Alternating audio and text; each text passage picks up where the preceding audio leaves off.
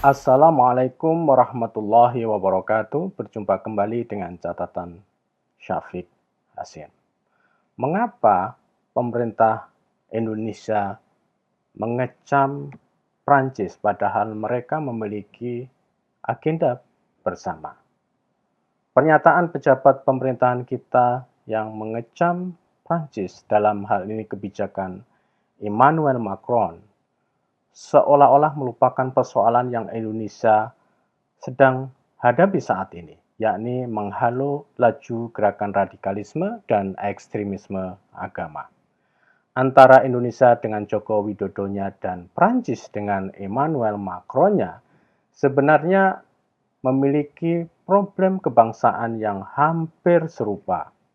Apabila Macron menghadapi tantangan radikalisme keagamaan karena peliknya masalah imigran yang ingin menampilkan identitas keagamaan mereka di atas identitas keprancisan, maka Jokowi juga menghadapi rongrongan radikalisme dan ekstremisme keagamaan dari kelompok yang menginginkan Indonesia menjadi sistem negara khilafah sebagai misal.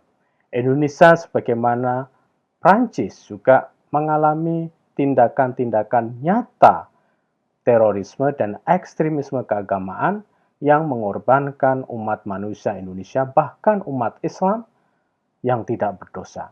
Bahkan sudah lama Indonesia mencanangkan perang terhadap ekstremisme dan terorisme, serta juga menahan bahkan memberangus HTI sebagai organisasi resmi yang memperjuangkan khilafah sebagai pengganti sistem Pancasila sejak 2017.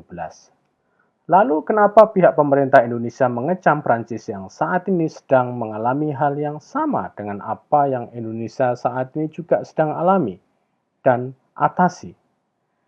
Ya, Presiden Jokowi dan perwakilan ormas-ormas Islam hampir seluruhnya mengecam Macron karena Macron menjamin kebebasan berekspresi yang sudah menjadi landasan budaya dan hukum mereka sejak lama.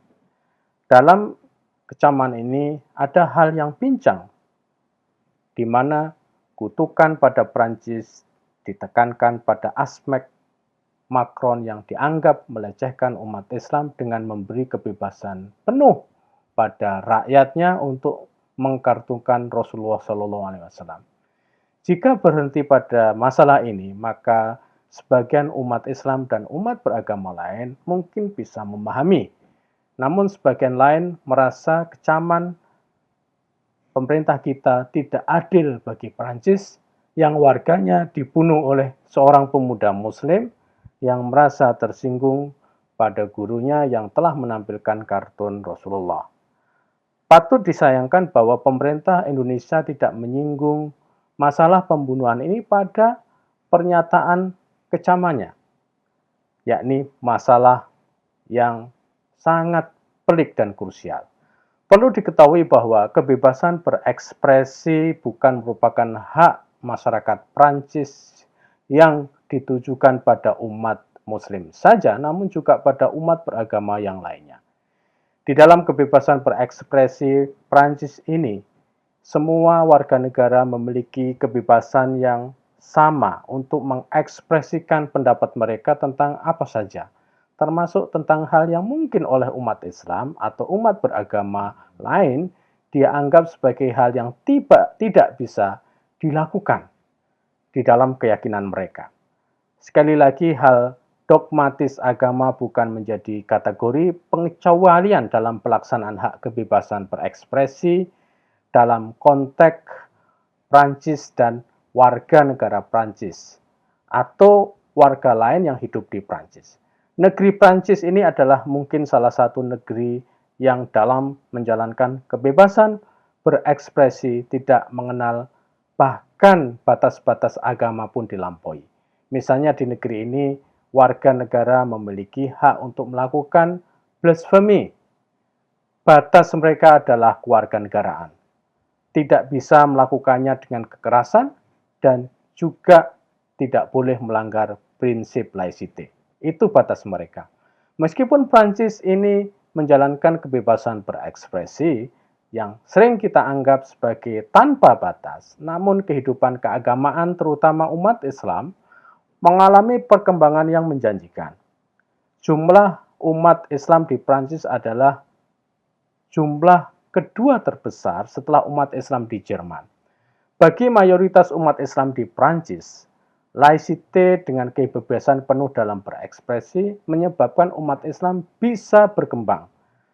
Pada tahun 2004 misalnya, saya pernah melakukan wawancara dengan para pemimpin Islam di Prancis, bertanya kepada mereka bagaimana pendapat mereka tentang perkembangan Islam dengan prinsip laicite.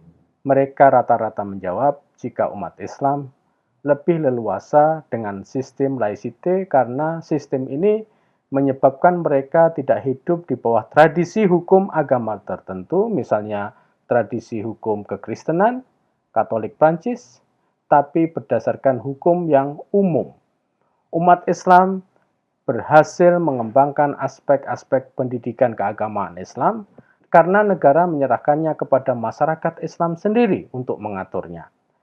Sayang sekali aspek-aspek yang menyebabkan umat Islam maju karena sistem laicite ini sama sekali lepas dari sikap dan pernyataan para pejabat kita, pejabat Indonesia dalam menanggapi kebijakan Emmanuel Macron.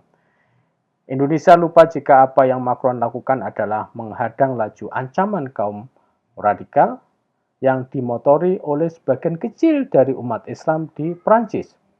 Macron menggunakan istilah Islamiste. Dalam bahasa Inggris, istilah ini diterjemahkan dengan Islamis. Istilah Islamis beda jauh dengan pengertian Islam atau Islami. Istilah Islamis atau Islamiste ini biasa digunakan di dalam dunia akademik untuk menunjukkan pada kelompok Islam yang memperjuangkan sistem politik Islam, memperjuangkan berdirinya negara Islam seperti khilafah. Dalam memperjuangkan berdirinya politik Islam, kelompok Islamis ini tidak mengharamkan menggunakan cara-cara kekerasan. Padanan dari istilah Islamis sebenarnya adalah radikal atau ekstremis. Jika pangkal masalahnya terletak pada hal ini, maka sangat disayangkan pernyataan pemerintah kita yang terburu-buru dan tidak imbang. Dengan istilah Islamiste ini, Prancis tidak menyamaratakan seluruh umat Islam, namun umat Islam tertentu di Prancis yang karena pengaruh berbagai hal, mereka menginginkan pendirian sistem politik Islam di Prancis.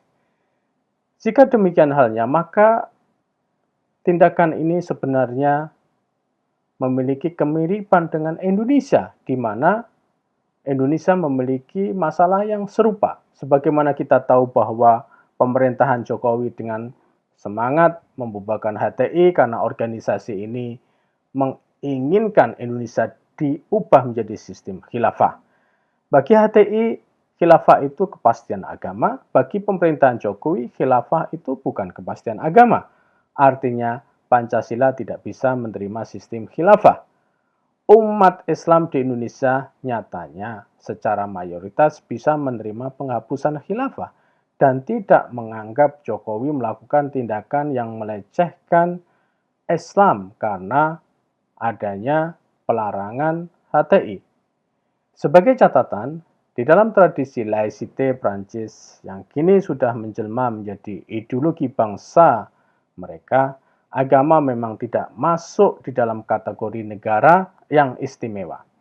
Letak agama bukan di negara, namun di urusan pribadi masing-masing warga negara. Tradisi ini sudah berlaku jauh sebelum warga negara Prancis berlatar belakang Muslim datang ke negeri ini. Jika hal ini sudah mengakar di kalangan mereka, lalu ada tradisi baru yang hendak mengubahnya, apa yang kira-kira dilakukan oleh pemerintah Indonesia dalam menghadapi masalah ini? Apakah jika Indonesia dipaksa untuk menerima ajaran politik khilafah karena sebagian warganya memiliki keyakinan demikian, itu akan dilakukan oleh Indonesia atau tidak. Demikian, wassalamualaikum warahmatullahi wabarakatuh.